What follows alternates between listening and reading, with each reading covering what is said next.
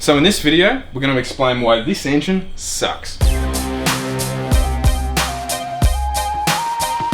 So up to the early 2000s, we had the FD RX-7, almost the best Japanese performance car I've ever seen, up until this day and age pretty much.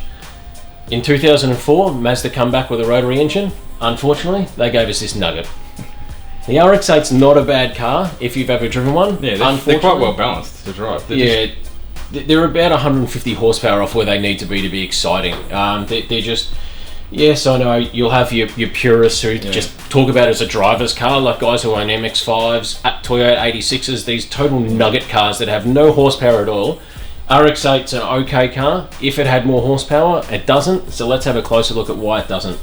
Now, to the untrained eye, Broomy, I'm looking at this plate. So this is the RX-8 Renesis, that's how you pronounce it, plate. And here's your older RX-7 plate. Looking at this, you'd think, hey, this is better, more holes, more air. Surely this is going to work better. Yeah, that's right. I mean, you can see some of the differences too. So this is the housing of an RX-8. You'll see here that this is blocked off. So and here you can have an earlier engine where it's got a peripheral exhaust port. So you can see the size and the exhaust port difference there compared to this. So as the air is coming through here and being compressed, it had a very easy path to get out of the early engine. It just comes straight out. In here, in the Renesis engine, in the RX-8, it has to turn a corner, hit a brick wall, go back out through there, and then come out of this side port here. So effectively, the exhaust and the intake is all in the plate. Yep. Whereas the older, more traditional 13B engine or twin rotor, the exhaust is in the housing and the inlet is in the plate. Yeah, that's right. And I mean, you can see that Mazda obviously were chasing emissions reasons, and they had to choke this car down pretty much to meet Euro 4 or whatever standards it was back then. But, you know, as combustion happens and air heats up, it expands and it takes up a lot greater area. And you can see how big the exhaust port is on an earlier Mazda. So, you know, the exhaust gas is being bigger. They've got a greater path to get out of the engine. Versus the RX-8, you can see it's much smaller. So you'll see these cars from factory, they don't even really sound like a rotary. They're very choked in terms of their exhaust system as well, and you can't really hear them. So besides the engine, they also suffer from a few other problems. So the starter motor on these early model ones is really underpowered, which is why a lot of people run into problems starting them when they're hot, because compression is directly related to RPM. So if the engine's not turning over quick enough, it doesn't build enough compression and it won't start. So easy one of that. The late model starter, they remedied this. They put a 2 kilowatt starter, cranks it over 200 RPM, so it will start the engine a lot better. I used to notice a lot of guys would upgrade the ignition coils on these. Coil packs are another one that you know, I mean, you'll see any guys that the world over with RX-8s, they'll have the little white dot of death on the back of the coil packs where they've burnt through. The epoxy, that's really common. The coolant level sensor also fails. So what a lot of people do to avoid costs there is they'll just unplug the coolant level sensor, so the sensor doesn't display in the dash anymore. Then if you get a coolant leak, low level coolant, car overheats, and then again engine blows up. So there's some of the key ones that you know, auxiliary components of the car that weren't great. But in terms of the engine, so you can see here this one's got some oil squirters here. The way the apex seals run, they ran a very narrow apex seal. So this is an older one. It's basically sort of like 8 mil tall. And the RX-8 engine, you can see here on the rotor, if I put that in, it sits proud because they went to a much narrower apex seal. So I mean, it's obviously a lighter apex seal, so it worked better at higher RPM, but they ran into a lot of reliability issues with the wear of those apex seals. I have noticed the rotors are a little bit different. Yeah, slightly different. So you can see here there's really slight scallops, a scallop out on the intake here. You can see it just there.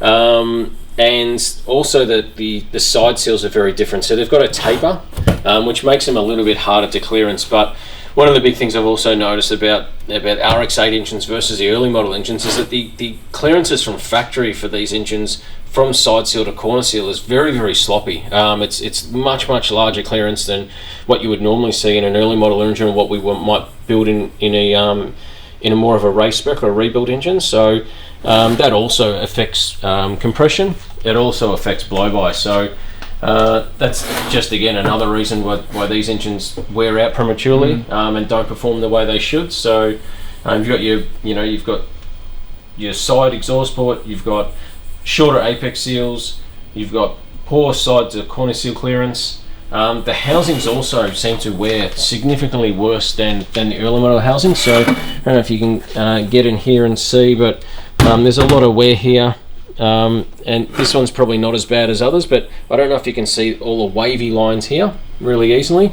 But there's like a whole series of little wavy lines all the way across here, and that's basically where the apex seal is chatted across this surface and has worn it. What that means, especially in this area here where the spark plugs are, where compression occurs, is that that's going to leak compression past the apex seal, and it means that if you don't have compression, you're not going to create power either. So the housings are, in my opinion, much poorer than early model housings too, which is another reason why these engines don't perform the way that they are. So I mean, yeah, without compression, you're not going to make the power that you need to make. So I've driven a few RX-8s turbocharged, standard engines turbocharged, and they'll make, say, on 8 pounds of boost, they might make up to 300 horsepower at the wheels. Now, actually drive nice. Yeah, because it gives it way more torque down low. Yeah, and I thought if this is how the car came out standard, I probably would buy one. Yeah, but from what I've seen, a lot of guys, long term, the engines don't really last. No, even in low boost applications. Yeah, the turbocharge and guys, I think some of the guys out there have had supercharged ones too. They seem to really not like forced induction. Yeah. So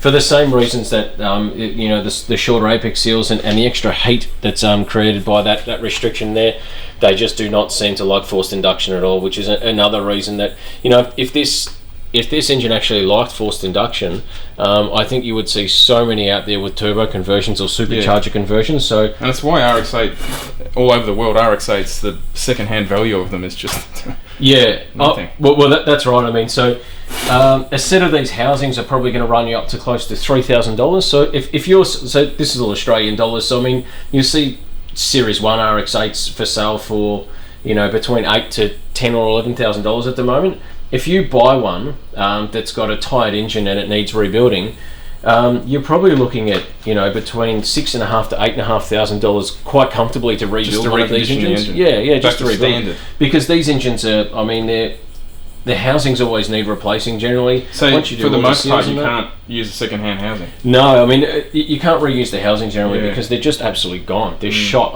I rarely see any that you could put back into an engine. The early model housings don't seem to have the accelerated wear that these ones do. If you're looking at that, like $8,000 to rebuild an engine in a car that costs $10,000 to start with, you can see why they're going to be, in 5 years' time, these things are going to be stacked 20 high at the wreckers, because who's going to want to buy a car for any amount of money when you have to spend $6,500 to $8,500 on an engine? It's guaranteed. There's plenty of guys who've just gone effectively, well, they haven't gone backwards, but in terms of to the older FD engine, they put the FD engine in the RX-8. It's actually a really nice car. Yeah. I mean, I don't know how legal that is in terms of emissions and things like that. I'm pretty sure you're not meant to do it, but if I was to, the RX-8 as a driving car and that, it's a pretty nice car to drive around. It's a bit more modern than say some of the older Mazdas that especially like an FC, where those things are just awful to drive. To be honest, FDs are great, but they're not really that practical. The RX-8's got a little bit more space in the back if you wanted to take your friends out. If you're a younger guy that going out here, there, and everywhere, it's just underpowered and it's just boring to drive. Now, in order to make some more power, some guys do run the RX-8 plate with the traditional. Yes, so there's been a couple of engines that I've seen around the world where people have tried. This essentially, where you pretty much get your RX-8 intake and you've still got the RX-8 Siamese port, but then you've got an early model peripheral exhaust port as well. I haven't seen many of these engines really being built, and it's not very widespread. It's probably pretty expensive to do that. That's why. I've seen a couple dynoed, and they picked up about 50 to 60 horsepower at the wheels. Yep. Running the this engine combination. But at the end of the day, it's still not going to be as good as the original. Yeah, I mean, so the Renesis engines and every dyno is going to be different, but in terms of like an Australian dyno, like a Dyno Dynamics eddy current retarder dyno, they make about 160 odd rear wheel horsepower in factory configuration, with intake mods, full extractors and exhaust mods and coil pack upgrades. And also a flash tune. They will make around the really low 200 horsepower mark, or just on 200 horsepower, and that's pretty much the limit for them in terms of natural aspirated format. When you compare that to like say an early model engine like the one we built for on our engine rebuild video, if anyone's ever seen that, we bridge ported, did a how-to video on how to bridge port an engine.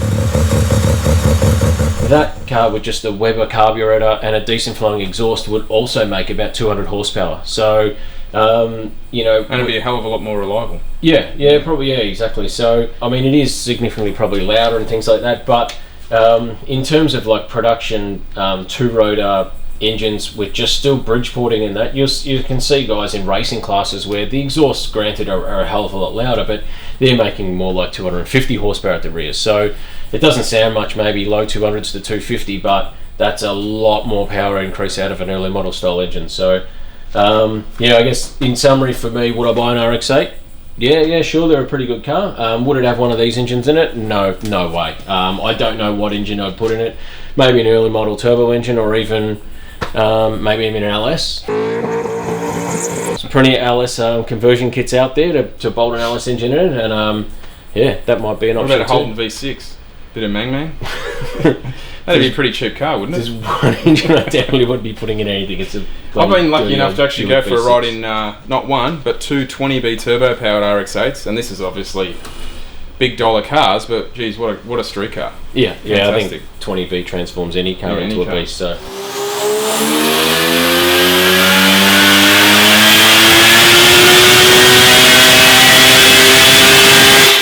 So yeah, in summary, this engine bad. RX-8, okay car. But I was doing a track day once in an equally slow car, and Mazda Miata or MX-5. So when you used to be a hairdresser and not a full-boost videographer. And the guy behind me was lapping a bit quicker than me, so I thought I'll do the right thing. I won't hold him up. As we came onto the front straight, I pulled left. Thought I'll let this guy pass. He won't interfere with my lap time.